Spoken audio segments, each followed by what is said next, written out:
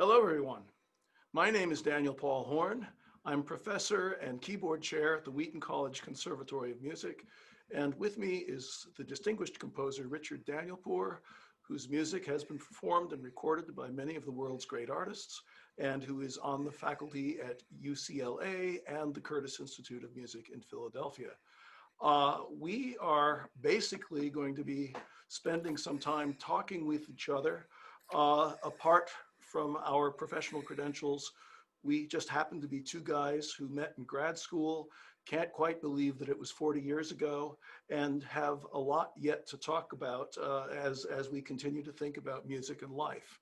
So we will have a lot to say about the current project that brings us together, the upcoming October 10th premiere of Richard's Seven Mysteries, commissioned for me by Wheaton College through a gift from two dear friends. But maybe we should first talk about how we got here. So, Richard, if I'm not mistaken, it was 1980 when you arrived at Juilliard, is that right? It was indeed, and I remember that fall very well. In fact, it was in that, it was either the very end of August or the very beginning of September that I also received my first professional commission. So this month I'm celebrating also the 40th anniversary of my professional career. I remember in early December, it was December 8th, 1980, Oh my goodness. of this piece called Via Crucis, which is like a piano fantasy, which in many ways was a precursor, big precursor of the large scale work, The Passion of Yeshua, which I wrote so many years later. But I remember walking home. It was a very balmy night, walking home toward my apartment, and I remember making the right turn at 72nd and Broadway near the Gray's Papaya hot dog stand, and being buzzed by two police cars, and then going into my apartment and realizing that John Lennon had been assassinated.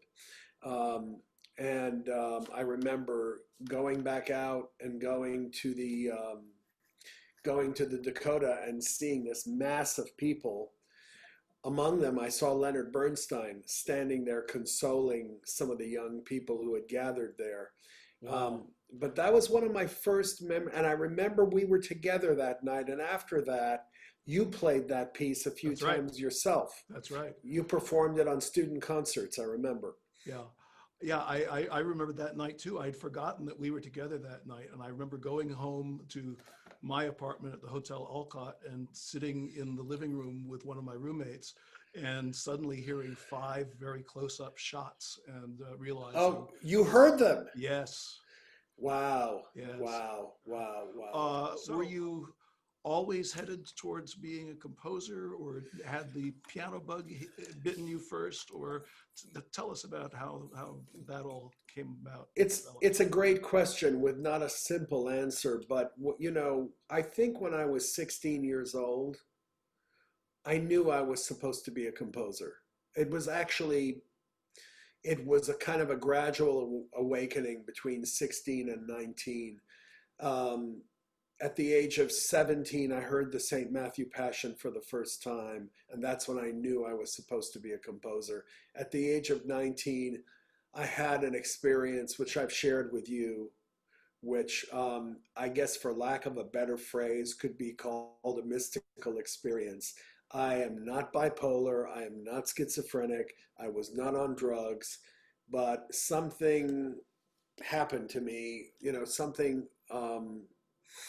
that almost felt mind-altering occurred in it was 72 hours, and it went away. And thank God it went away, because I don't think I could have survived longer than 3 days. But in that time, I think my musical and my spiritual metabolism kind of became braided, if you will.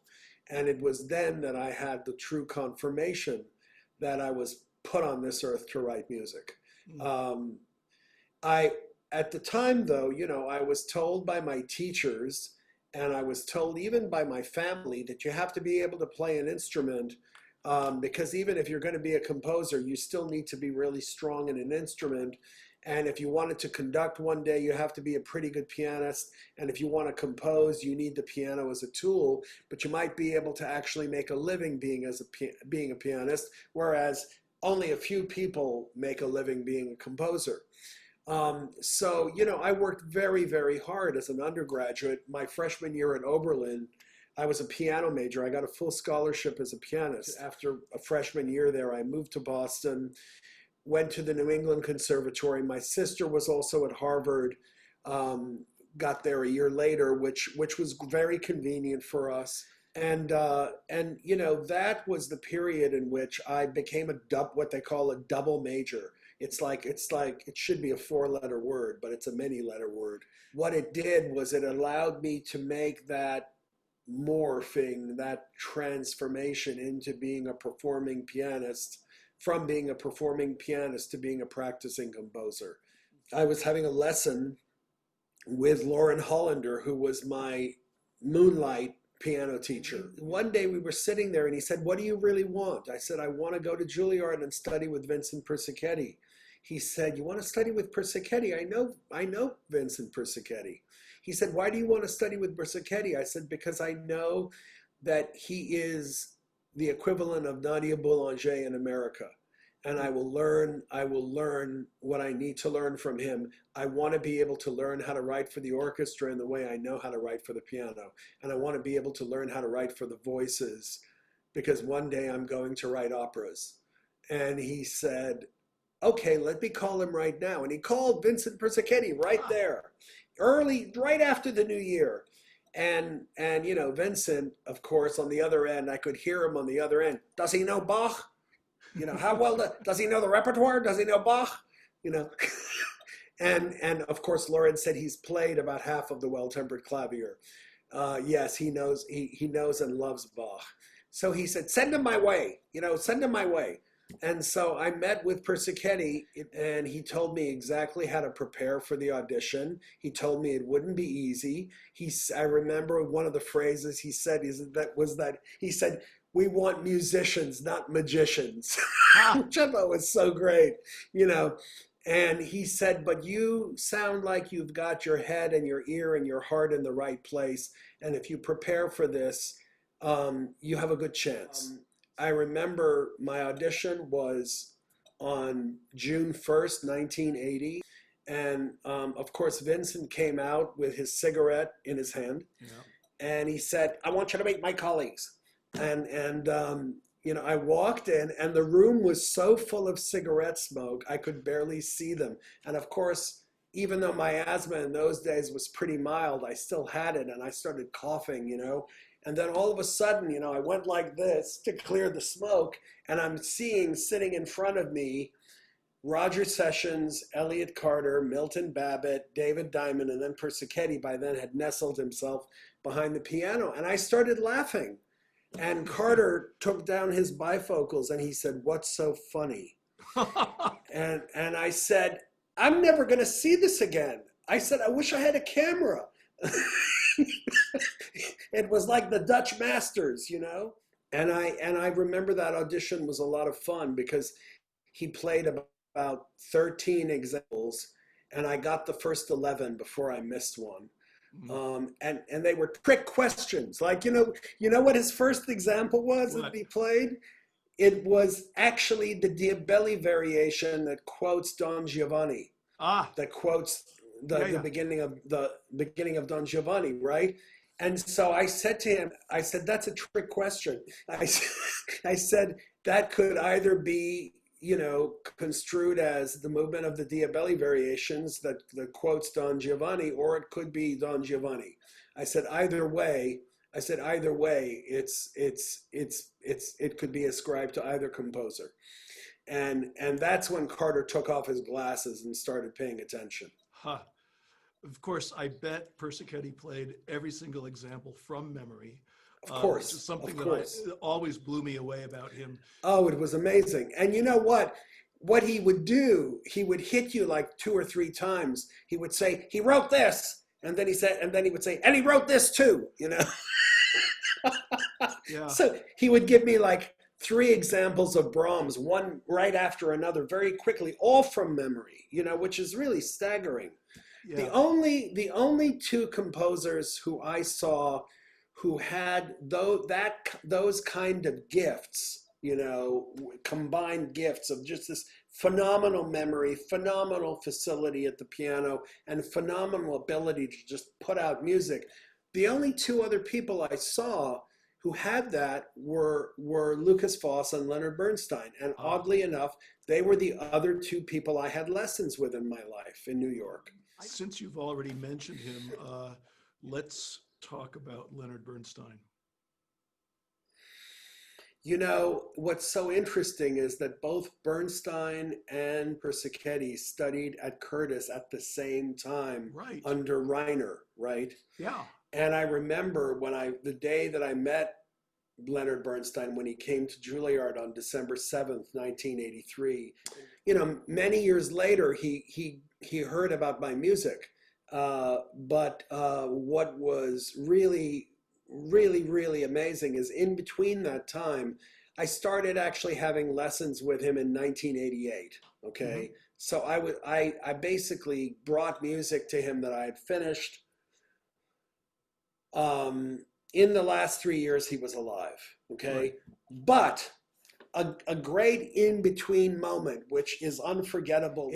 I think it was March 7th, 1984. So this is like 4 months after his visit to Juilliard in December of 83, right? Mm-hmm. And he conducted the Vienna Philharmonic in a program of Mozart 40th, which was the first half, and Mahler 4th in the second half, with a boy soprano. I remember this really? So well. Yeah. And it was one of the most, to this day, it's one of the most incredible performances live I have ever heard in my life. It was just so exceptional. And I ran, after the concert was over, I literally ran down to the stage door and I went to the usher and I lied, more or less, and I told, even though it wasn't really a lie because I felt I had studied with him, but I said I was one of Mr. Bernstein's students, can I please be let in? Even though I hadn't yet started studying with him privately until 1988. This is like, 4 years before that.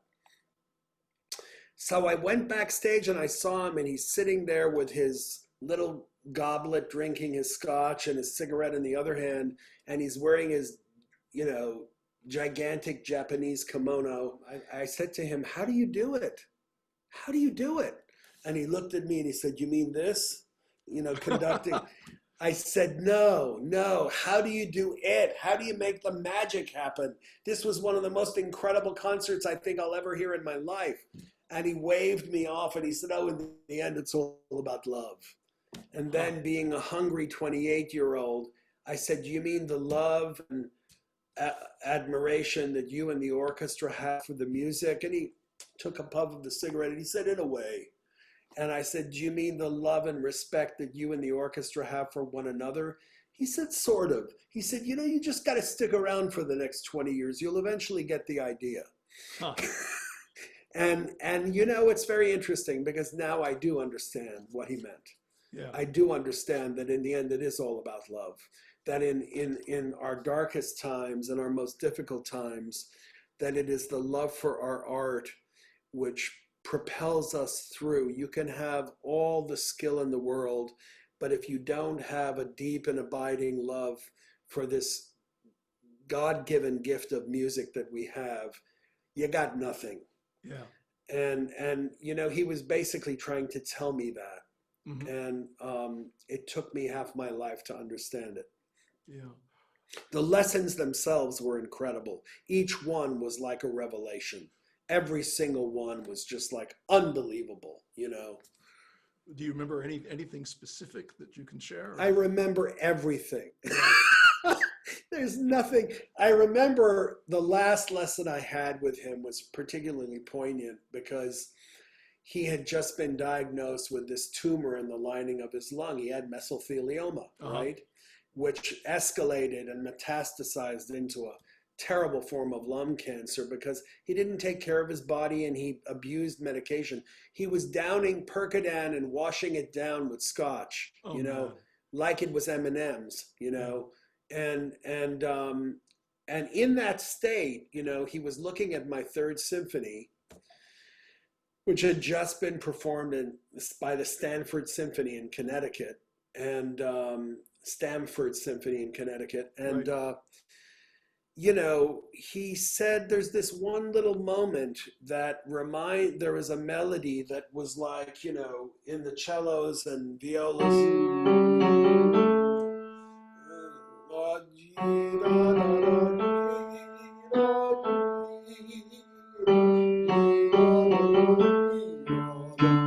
You know, with cellos and violas playing. He said, oh, that reminds me of something. He went to the piano and from memory, of course, played the Gluck Dance of the Blessed Spirits, which is a Ah, much faster version of that, right? right.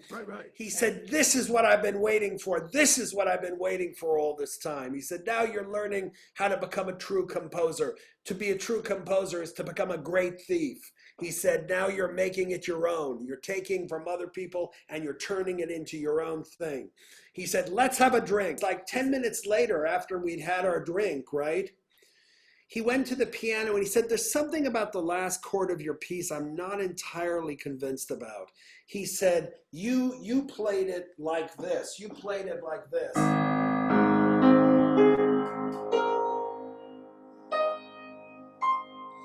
He said, I think you can leave out a couple of notes and play it like this, right? Uh-huh. And you know, the fact that he remembered the last chord of my piece note for note without having to go to the score is still one of those things that I will never ever forget. He had a phenomenal memory even when he was smashed. You understand? Yeah. Just incredible, just amazing. And then I also remember, you know, there were times when he would take me through certain pieces of his, like he took me through his score of Chichester Psalms, Oh, which was really quite something because he showed me all the little moments in it that were interesting to him.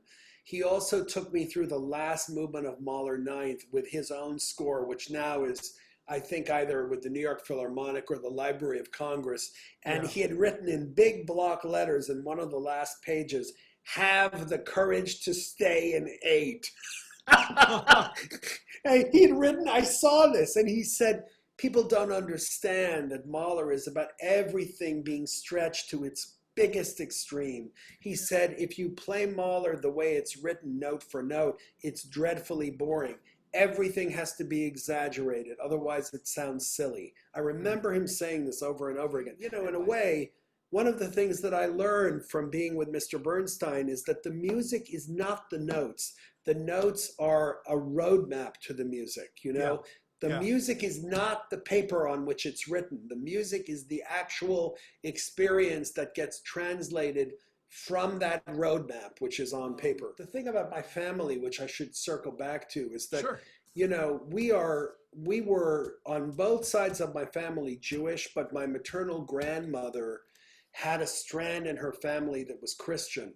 And she and my grandfather, when they were much older, basically, you know, to the shock of a lot of extended family members, acknowledged that Jesus was the Messiah.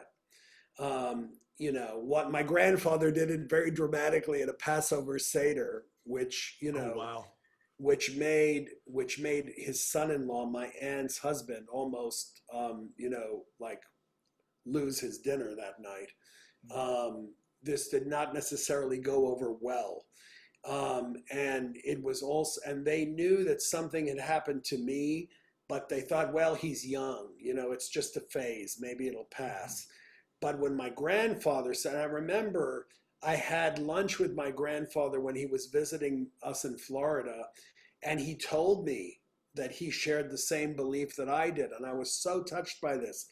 I said, why didn't you tell me this earlier? He said, I didn't have the courage that you had. I didn't have the guts that you had to do what you did. He said, but I just want you to know I'm right there with you. we haven't really talked about your life as a teacher. Is teaching a passion that came to you early? Is it something you grew into? You know, to be honest with you, I never really wanted to be a teacher at all or a mentor. This is something that sort of came to me when I actually understood that there were so many bad teachers out there, number Yeah. one.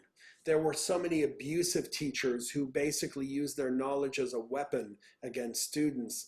And I thought, that's not right. Somebody should step in and take care of this, you know? And then I remember one day sitting with Mr. Bernstein, and I'll never forget it. It almost brought me to tears. He said, if you know you can help someone and they're asking for your help and you refuse to help them, it's a sin. Wow. Wow. Uh-huh. He would say, Danielpour, I want you to remember two things. This was one of the last times I ever saw him. He said, number one, don't ever forget that you're Jewish. Number two, don't ever forget to pay it forward. Yeah. Well, let's get to your music. You've written a lot of piano music. Of course, you yourself are a pianist in your own right. How do you see your piano music in relation to the rest of your output? I know that it's been said about some composers, Schoenberg, for example, that the piano music was a way of kind of thinking out new ideas as he was moving into new phases of his career. That's true for me, but more so my piano writing, my solo piano writing, Yes. and my string quartets are the equivalent of my journal. They're my deepest, most intimate musical, and when I say musical thought, I'm not thinking thoughts in words. You know, Mendelssohn has that wonderful quote in which he said that music expresses that which is not too too specific for words, but that which is too concise for words. Yes. And I've always loved that. Me too.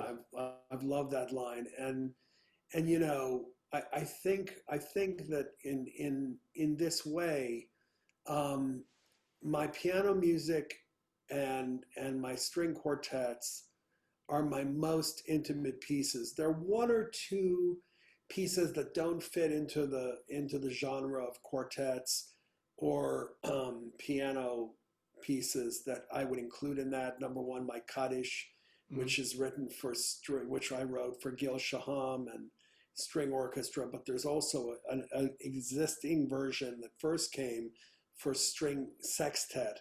That's a very intimate piece also. But those pieces are personal. A lot of the orchestral work I write, not to say that the Passion of Yeshua isn't personal, but it's more public music, even though Yeshua has a lot of really personal, private moments for me. That's my orchestral music is public, whereas these piano works and my string quartets are private music. So let's talk about our current project, Seven Mysteries. We, as I mentioned earlier when we were talking to David and Becky, we had a conversation 2 years ago. I hadn't seen you yet because Denise and I came to the Buffalo performance of the Passion of Yeshua, but that was in April of 19. But here we are in September of 18. And I approached you asking if I might get permission to record the Piano Fantasy. And you shot back with, why not have me write a new piece for you? And you immediately started describing in pretty close detail what actually became Seven Mysteries. So it seems like it was something that was on your mind already. Can you talk about that? Yeah, I had been thinking after the Passion of Yeshua that and I will do this some point when the time is right, I will do this, that I wanted to write a kind of Christmas oratorio, but again, from the Jewish perspective. And I thought, you know, maybe before I do that, maybe I could write an intimate set of panels, you know, tableau movements that would all be kind of like paintings of moments that surround the birth of Jesus. And in a way, I didn't realize it until I finished this, that it's not really about Jesus, it's about his mother. Mm-hmm. And if you've ever had a Jewish mother like I have, you know that they're pretty, they're pretty powerful, and they deserve to be at the very least noted. But this woman especially does. Yeah, my mother-in-law, as you know, speaks Spanish as her first language, but my wife is absolutely convinced that she's Jewish. And so in a way, I have had an honorary Jewish mother-in-law for all this time. That's very sweet. Yeah. That's great. Well, but I wanted this, I wanted to write these pieces as if I myself could go back in time in the same way that I wrote Passion of Yeshua. I wrote the Passion of Yeshua with a desire to go back in time to the place and time that it all happened. I was in a way doing the same thing with the Seven Mysteries. These, whether it's the Annunciation movement that begins the piece, or the mother and child movement, that incredibly tender image that you see in art of the mother whole cradling her child, whatever the image was that in a way provoked the piece. I was doing it as if I felt I was eavesdropping on history. I was trying to take myself back in time, and in doing so, speak through this one way that I know how to speak, my experience of it. Yeah. And of course, once David and Becky agreed to underwrite the project, things moved very, very quickly. And if you know anything about Wheaton College, things at Wheaton College do not move quickly as a general rule. But we had a signed contract by the Monday after Thanksgiving. And that contract said that you were going to give me the manuscript version of the score by September. You gave it to me in February. You worked very quickly. And I was just watching a clip where you were being interviewed about the Passion of Yeshua, and you mentioned that you had written the Passion in something like 34 days. 37. 37 days. But it was just a short score. Right. And again, it's not bragging. It's just the short score, or the first draft, the first complete draft, the fair copy, whatever you want to call it, that I usually do very quickly, but it goes through so many different changes of minutia, as you and I have done in the very work we've done together. Yeah. And this, for people who might be watching this and don't know, one might imagine that when I go to you and I play for you a new piece that you have just written, that the whole thing is going to be rather dictatorial, that you are going to be telling me how the thing is to be played, how it's not to be played. And nothing could have been further from the actual experience that we've had in doing this. It's been an incredibly collaborative experience. Which is why we wanted to do it in the first place, because we knew that. Yes. Yeah. I found that in addition to me listening to you and listening to what the music was telling me, you were listening to my performance, you were responding to it. We were making nips and tucks in the score. You were suggesting things. A few times I suggested things or suggested amendments to your suggestions. You made some great suggestions, by the way. Yeah, well, thank you. And what I just lost my train of thought here, but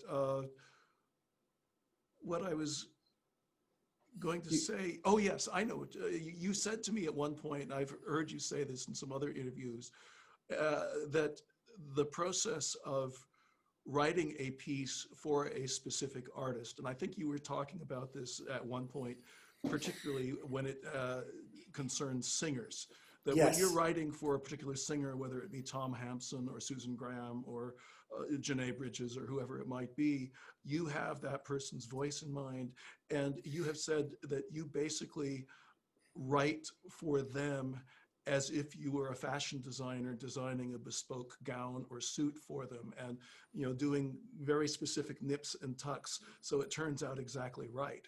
Right. I said literally to Susan Graham after I finished A Standing Witness, which is a 63-minute piece that was supposed to be premiered at Tanglewood on July 30th.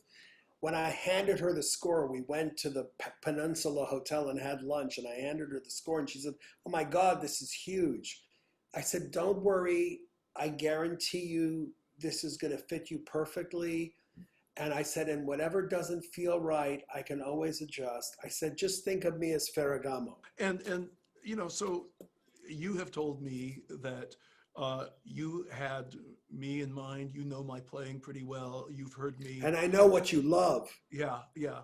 I can remember, for instance, way back in 1994, I came to New York and played the first volume of The Enchanted Garden for you at a time when only 3 other people had been playing it. And one of the things, which goes back to this earlier comment about the collaborative nature of things, you commented, you didn't at all say, well, I like Christopher O'Reilly's performance better than yours or better than somebody else's, but you talked about how fascinating it was to you that each one of the 4 of us pianists, whoever we all were, had approached the piece differently and brought something of our own personality to it. Which is a good thing. Yeah. I keep saying over and over again to people, I am not a musical fascist. I do not believe in saying this is the way it is, my way or the highway. I've created this work, with God's help, always, in a way that it can be seen from a number of different angles. And if it doesn't have that ability, it's not usually very good. That's true. If it doesn't have that capability, you can have probably 7 or 8 different interpretations of Beethoven Opus 111 that are equally viable. And they're all completely different from one another, and they all work, right? Does that mean one's better than the other? No, it just means they're different, Yeah. Yeah. So, in my case, you knew of my performances of your own music. You had heard me play at least 1 or 2 recitals at Juilliard. You know what I like. You know my weaknesses for Schumann, and you know my affiliations with the American Liszt Society. And so, how did those things enter in as you wrote the Well, mysteries? before I write a piece, and this was around the time the contract was getting ready to be signed, right? I was sort of thinking all the time about, okay, what is this piece for Dan going to sound like? What is it going to sound like? And I remember we had a few conversations even, like about angels and how frightening they must be, Right, right. But I was thinking all the time about, you also, Schumann and Brahms and Liszt, I knew were important to you, but I also knew that, that other composers were important to you too. And there's a point at which you think about this, you daydream about this, and then you have to let it all go, because if you think when you're composing, you're screwed, there's a point at which I thought about it for a long time, and I thought about you and about what this is going to feel like in your hands and, coming through your sound that you make. I thought a lot about the way you played my Piano Fantasy, which I thought was one of the best performances I've ever heard of it. And, it was from there that I finally let go and I dove in.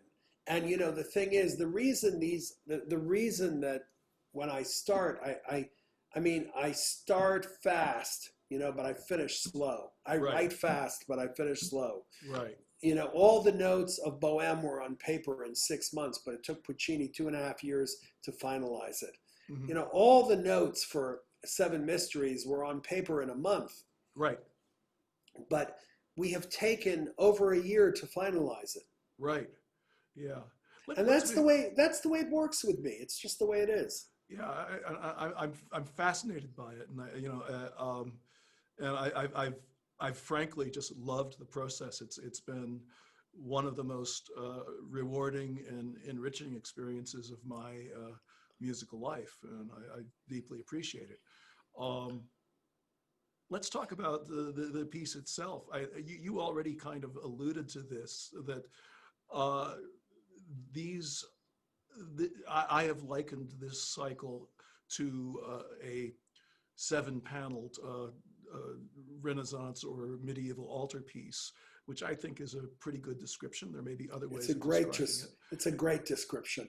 And as you've already kind of implied, these panels are not Hallmark cards, or they're not Hallmark TV Christmas specials.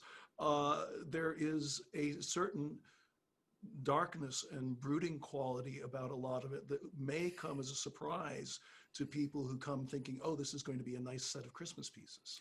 Yes, because everybody thinks Christmas is happy, and they think of Santa Claus, and they think of multicolors, and they think of Christmas lights outside the house, but they don't understand that from the moment this child was born, this child was destined to die young. Mm-hmm. And, you know, that's one of the things that permeates my whole experience of writing Seven Mysteries. And a sword shall pierce your heart. Yes, yes, that moment right near the end of the last panel. Yeah, and you know, there are so many little things, some of which I don't know that I've ever talked to you about, but you know, the Annunciation is really very solemn. You know, we've got, as you've suggested, those startling angelic sounds. We've got, it seems to me that there are almost 3 layers of sound in the piece, you know, almost Trinitarian in a sense. And you get this very solemn, brooding Mary pondering all of these things in her heart already from the very beginning of the cycle. I don't really think, I wasn't really thinking, you know. I mean, it's like Yogi Berra says, you can't hit and think at the same time. I believe also in the same way, you can't compose and think at the same time. I'm more like an animal when I write these first drafts. I'm reacting to something that is, as Mendelssohn said, more concise than words. Yeah. I'm reacting in a gut animalistic way with my ear, yeah, and with my heart and with my gut. All the other drafts I write with my brain, you see.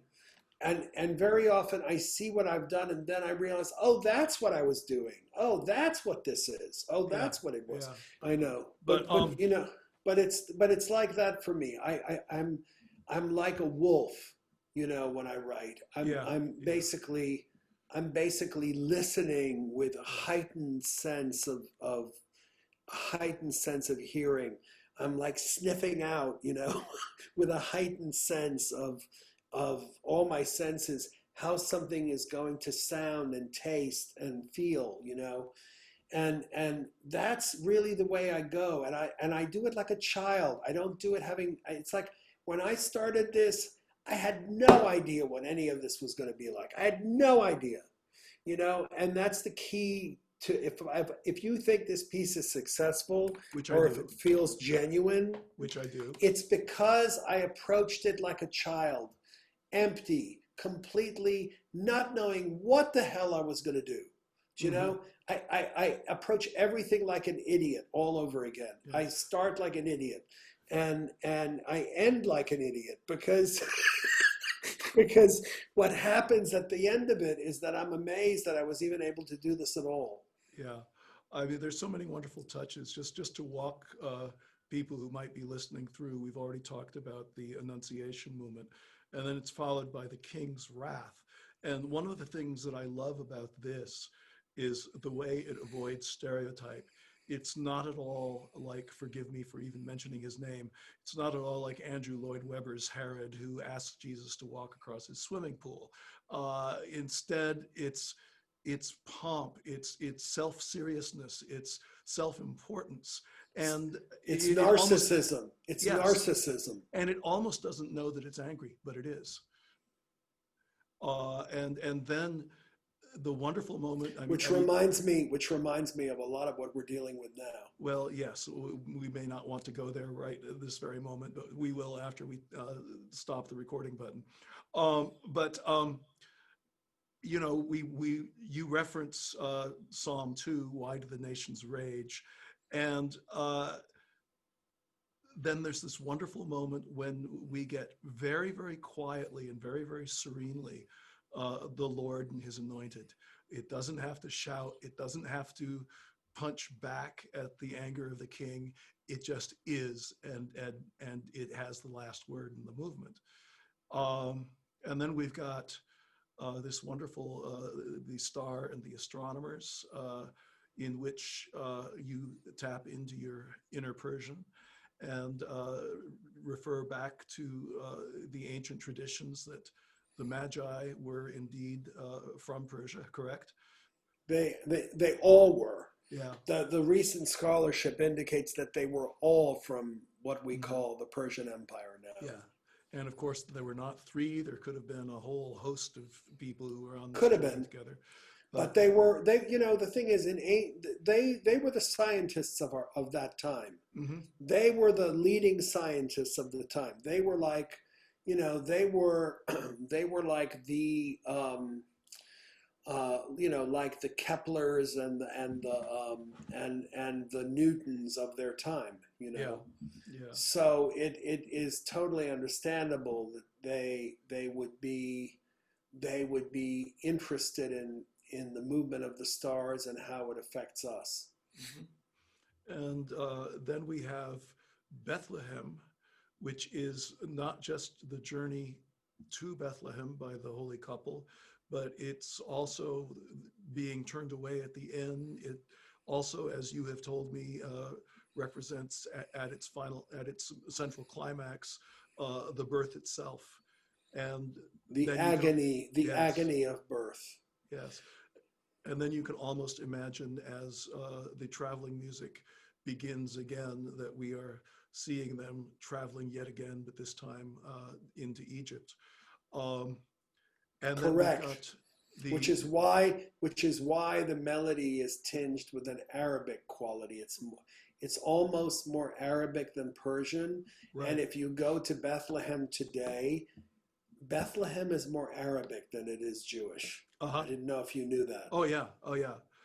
You know, we meaning Wheaton College has a friend named Andrew White, who is known popularly in Christian circles as the Vicar of Baghdad.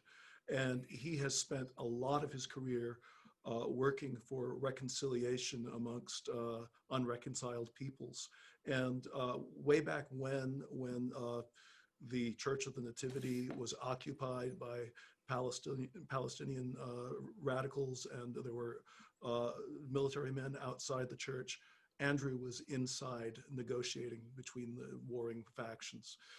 So wow. You know, we are very well aware of what happens in the Middle East, and Andrew, having been the vicar of St. George's Anglican Church in Baghdad, a church where many of his parishioners have died, and yet there is a very joyful and very vivid faith celebrated by the people there.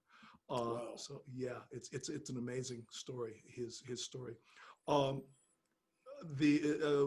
Going on with your piece, the angel and the shepherds, again, these angels are not Hallmark card angels.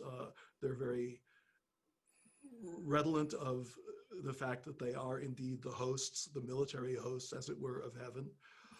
I mean, you know, when you think about it, every single bloody time that in anywhere in either in the Tanakh or in the Gospels where somebody sees an angel, right? Mm-hmm. Do you know what the first words are? Fear not. Don't be afraid.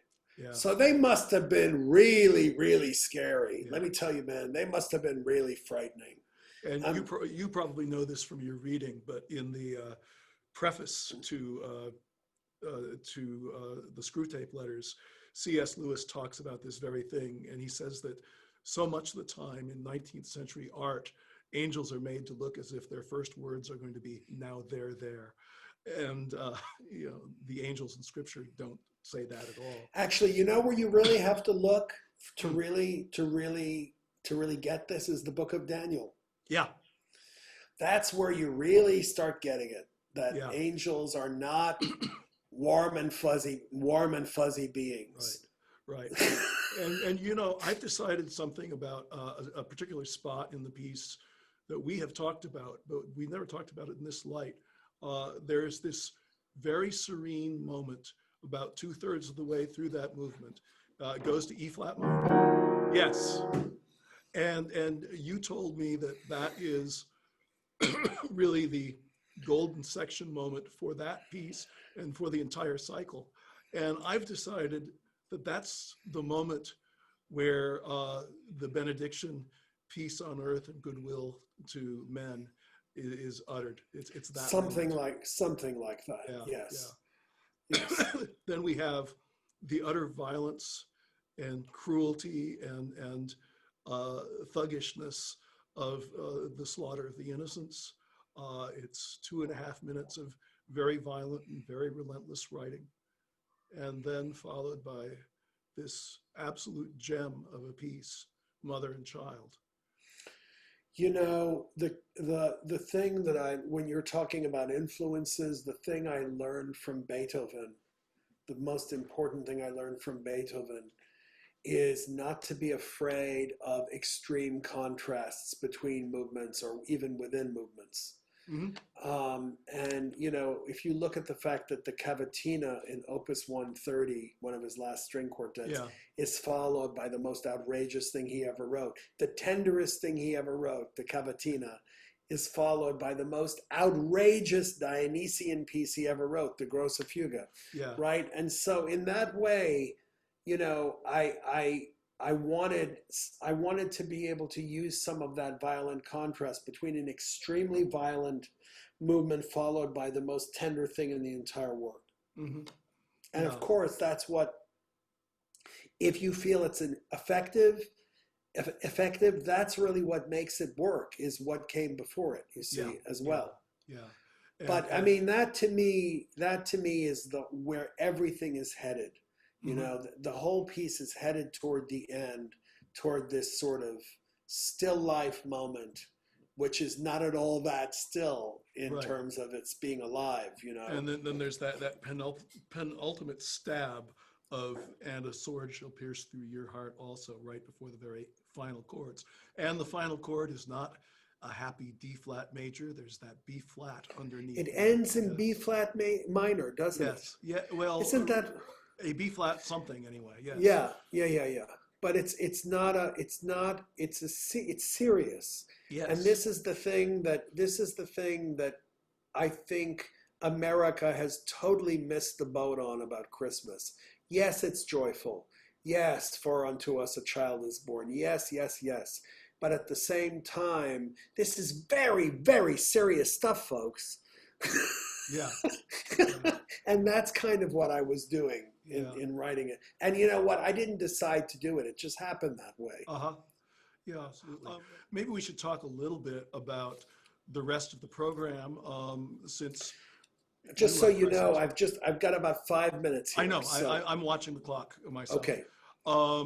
There's more of your music on it. You mentioned the Piano Fantasy, and at your suggestion, I included it after intermission, with the mysteries being before intermission. So And, grateful that you did that, by the way. I still find it to be an absolutely wonderful piece. I just happened to be present at the premiere, and I remember walking up to Adam Golka after the premiere, introducing myself and telling him, Adam, if you don't hang on to that score, you're going to find that I have stolen it. Because I told him that you had told me about it, and so on. But it's a piece that I find tremendously compelling, and I drove you crazy trying to figure out what the rest of the program would be. But No, it was a great discussion. Yeah, but it begins with the Mendelssohn Prelude and Fugue in E minor, Opus 35, number 1. And A composer, incidentally, who I love and who I feel is grossly underrated. Absolutely. And I imagine you feel a certain kinship with him as You someone betcha. between two worlds. Yes, sir. Yeah, yeah. And then, of course, trying to find just the right thing to end, finally came upon a piece that I'm playing in public for the first time, although I have taught it a number of times and thought about it a lot, the Beethoven Waldstein Sonata. And when I was researching the program notes, I found this wonderful quote from, his name is escaping me now, but a musicologist who used to teach at Harvard, and he said, if the woods and the mountains could sing a psalm of praise, they would sing this music, the Waldstein. I think he may have been talking about the first movement, but I think he should have been talking about the finale. The last movement. It's beautifully hymnic things, and yes, it's gorgeous. It's so thrilling at the end. There are hints of the victorious music of Fidelio, which he was just about to start writing. You know, one of the things I want to say about Beethoven, who is my favorite lion, you know, is that, and it's really heartbreaking when you think about it like this, for a person who was so unhappy, he had such an extraordinary vocabulary for joy. That's true. You know, and it's really something worth paying attention to. He knew that in his way, his music was his redemption. For a person who was so sad, so unhealthy, so unhappy, his music was his deliverance. And I think it's one of the reasons why Beethoven wrote not only some of the most tragic music in history, but also some of the most joyful music ever. And that to me has been something to remember, because I think as composers in the 20th and 21st century, we have all but sometimes abdicated a vocabulary for joy. Wow. Wow. I know you've got a new piano project that's being premiered in just 2 months, the American Mosaic. An American Mosaic, yes.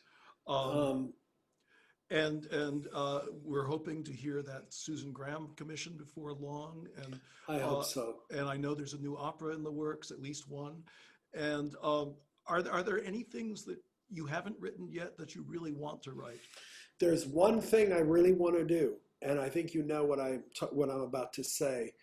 I feel that when I wrote The Passion of Yeshua, which I knew was one of the most important things I would do in my life, that I felt that I had written half of a magnum opus, and that the other half of it I need to write is literally about the birth of Christ. So in a way, Seven Mysteries is really a kind of preparation for this thing that I hope one day to do. Thank you for this. Thank you so much. Thank you for this. This has been beautiful, and I loved this 2 hours with you.